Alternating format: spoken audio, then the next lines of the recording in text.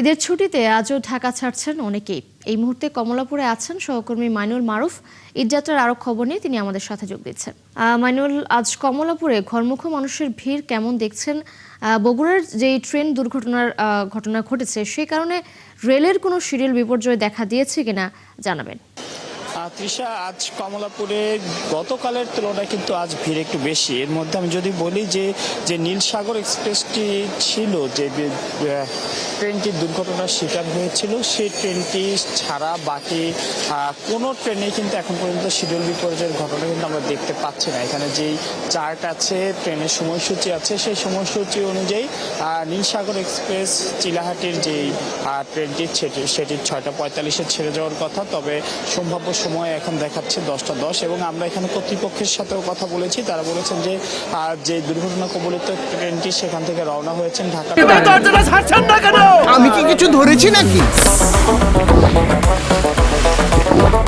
আপুটা আপনাকে check out করছে, জাস্ট কুল থাকুন উদ্দেশ্যে। এবং ঢাকায় আসার পর সেটি এখান থেকে আবার এই যে যাত্রীরা রয়েছেন তাদেরকে নিয়ে কিন্তু ছেড়ে যাবে। এবং আমরা দেখছি যে এই ট্রেনের যাত্রীরাই কিন্তু এখানে অপেক্ষায় আছেন সকাল থেকে। অন্যান্য ট্রেনের কিন্তু সময় মতো আসছে এবং ছেড়ে যাচ্ছে।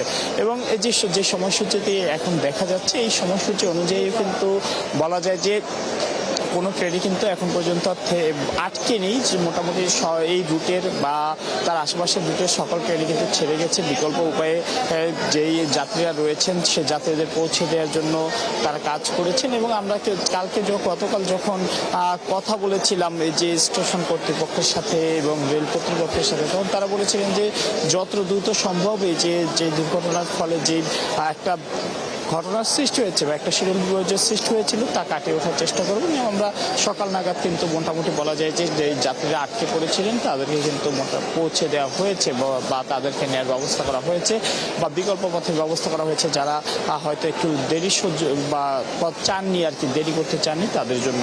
তবে এখন পর্যন্ত এই নীলসাগর এক্সপ্রেস ছাড়া বাকি ট্রেনগুলো স্টেশন কর্তৃপক্ষের তথ্য অনুযায়ী সময় মতো যাচ্ছে। এবং নীলসাগর এক্সপ্রেস ট্রেনটিও ঢাকার উদ্দেশ্যে রওনা হয়েছে। এটি 6:45-এ ছাড়ার কথা থাকলেও এখন পরবর্তী সময় দেখাচ্ছে 10:10। এবং সে ট্রেনটি রওনা হয়েছে বলে কিন্তু নিশ্চিত করেছে স্টেশনের যারা দায়িত্বরত অবস্থায় আছেন এই মুহূর্তে তারা। এবং পরবর্তীতে হয়তো সময়ে আরও হয়তো বেশিও লাগতে পারে, কমও লাগতে পারে, তবে সেটি এখনই বলা যাচ্ছে না, সেটি ট্রেনটি আসার পরে কিন্তু বোঝা যাবে। এবং আমরা দেখছি যে এখনও কিন্তু মানুষজন আসেন ওই নীলসাগর এক্সপ্রেস ছাড়াও অন্যান্য ট্রেন যেগুলো রয়েছে কিছুক্ষণের মধ্যে হয়তো এক এক করে ছেড়ে যাবে বাকি ট্রেনগুলো। এবং আর কিছুক্ষণ পরেই হয়তো 8:10-এর দিকে একটা ট্রেন ছাড়ার কথা রয়েছে, মহানগর প্রভাতী। সেই ট্রেনের যাত্রীরাও রয়েছেন। এছাড়া মহুয়া কমিউটার ট্রেন যেগুলো রয়েছে, লোকাল ট্রেন রয়েছে, সেগুলো কিন্তু রয়েছে। এবং আজও জানিয়ে রাখি, আজও 44টি ট্রেনই ছেড়ে যাওয়ার কথা রয়েছে। এবং এই 44টি ট্রেনের মধ্যে 44টি মূলত আন্তনগর ট্রেন এবং অন্যান্য যে লোকাল ট্রেন রয়েছে সব মিলে হয়তো 60টির মতো ট্রেন আজকেও ছেড়ে যেতে পারে। যেহেতু ঈদযাত্রা নির্বিঘ্ন করতে তারা কিন্তু বলছেন যে সর্বোচ্চ চেষ্টা করছেন। এবং আমরা কিন্তু এবার দেখছি যে গতকাল যাত্রীরা কিন্তু স্বস্তি প্রকাশ করেছিলেন, ট্রেনে বিলম্ব হচ্ছে না, টিকিট পাচ্ছিলেন সহজে বলতে যারা বিশেষ করে অনলাইনে টিকিট কেটেছেন তারা এসে তেমন কোনো ভোগান্তির শিকার হননি, নিজ নিজ সিট কিন্তু পেয়েছিলেন। তবে কেউ কেউ অভিযোগ করেছিলেন যে তারা টিকিট কেটেও সিট পাচ্ছেন না বা দাঁড়িয়ে যেতে হচ্ছে, কারণ কিছু ট্রেনের মধ্যে দেখা যাচ্ছে যে একটু অতিরিক্ত ভিড় হয়েছিল, কেউ কেউ ছাদে উঠেছিলেন। এবং আজও কিন্তু সেরকম একটা পরিবেশ রয়েছে এখানে।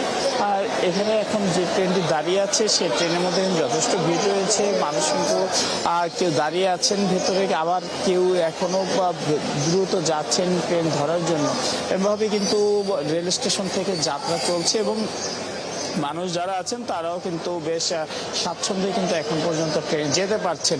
এবং খুব দ্রুতই হয়তো যেই এখন একটি যে বা কয়েকটি ট্রেনের যে বিলম্ব রয়েছে সেটি সর্বোচ্চ 5 থেকে 10 মিনিট। তবে নীলসাগর এক্সপ্রেস ট্রেনটি মূলত শিডিউল জটিলতায় বা শিডিউল বিপর্যয়ের কবলে পড়েছে। মাইনুল, অসংখ্য ধন্যবাদ যুক্ত হওয়ার জন্য। আপনি আছেন, থাকুন নিশ্চয়ই। ধারাবাহিকভাবে আমরা পরবর্তীতে এই বিষয়ে আরও আপডেট আপনার মাধ্যমে দর্শকদের জানাতে পারবো। দর্শক, কমলাপুর রেলওয়ে স্টেশন থেকে যুক্ত ছিলেন আমাদের সহকর্মী মাইনুল মারুফ।